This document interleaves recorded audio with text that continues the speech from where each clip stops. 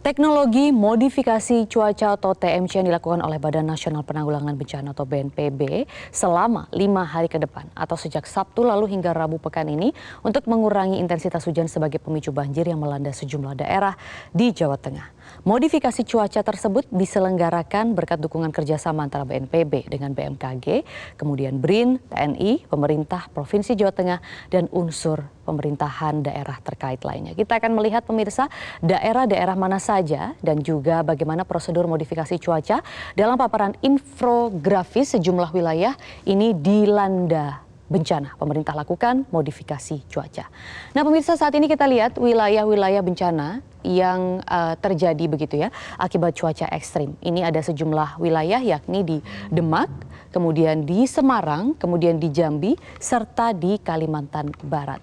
Nah, banjir sendiri sudah berlangsung, misalnya kalau kita lihat di Demak ya, ini sudah berlangsung sejak bulan Maret 2024 atau tepatnya sejak tanggal 13 Maret. Kita akan lihat ya, ini betul. Demak adalah sejak tanggal 13 Maret, berarti artinya sudah 5 hari terjadi. 11 kecamatan terendam banjir hingga diakibatkan jalur pantura lumpuh.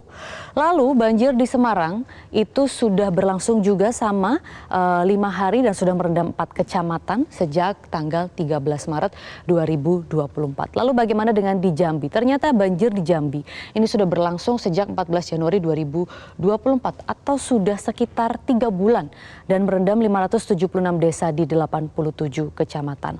Lalu banjir di Kalimantan Barat yang terjadi sejak tanggal 8 Januari 2024 atau sudah lebih bahkan dari 3 bulan merendam 8 kabupaten di 3 kecamatan. Jadi kalau banjir di Kalimantan Barat ini sebenarnya tidak pernah benar-benar surut, tapi ketika hendak surut kemudian ada cuaca ekstrim terjadi lagi sehingga banjir meluap lagi. Seperti itu sejak awal Januari 2024. Nah akhirnya pemirsa, BNPB ini menyatakan telah melakukan modifikasi cuaca untuk menanggulangi banjir. Jadi paling tidak ada 8 kabupaten kota di Jawa Tengah yang mengalami bencana. Hal ini disampaikan oleh Kepala BNPB Letjen TNI Suharyanto. Kemudian kita akan melihat tujuan modifikasi cuaca yang tengah dilakukan saat ini adalah untuk mengatasi banjir akibat cuaca ekstrim dan untuk juga mengurangi intensitas hujan begitu ya sebagai pemicu banjir yang melanda sejumlah daerah di Jawa Tengah. Lalu faktor apa saja yang membuat daerah ini akan dipertimbangkan untuk dilakukan TMC atau teknologi modifikasi cuaca. Nah, ternyata faktornya yang harus terjadi untuk mengatasi banjir ya, dalam kasus untuk mengatasi banjir adalah daerah dengan intensitas hujan dan dampak resiko bencana hidrometeorologi yang tinggi.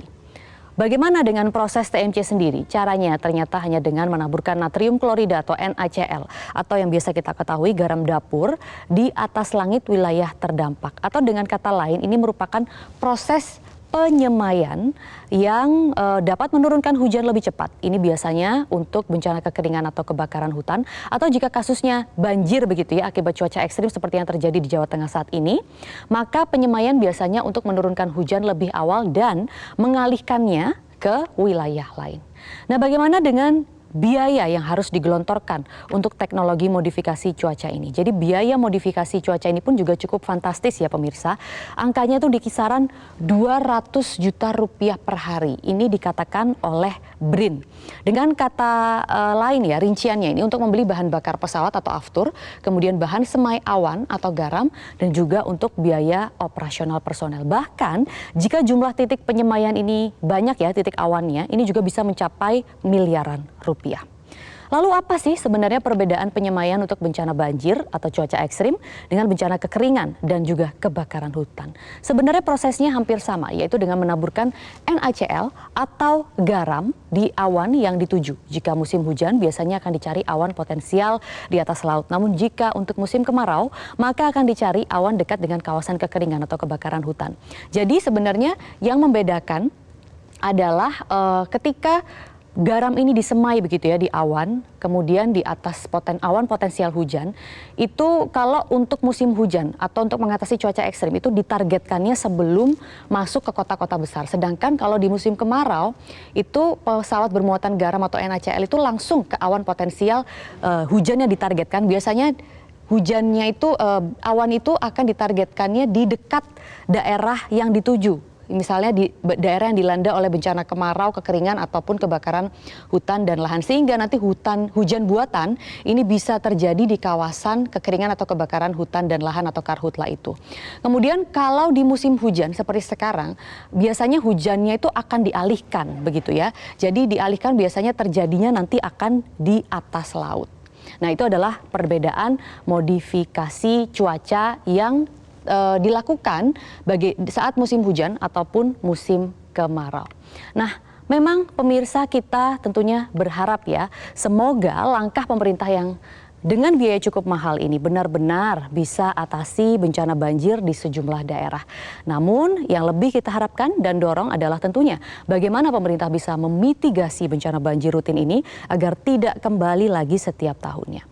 Jelajahi cara baru mendapatkan informasi. Download Metro TV Extend sekarang.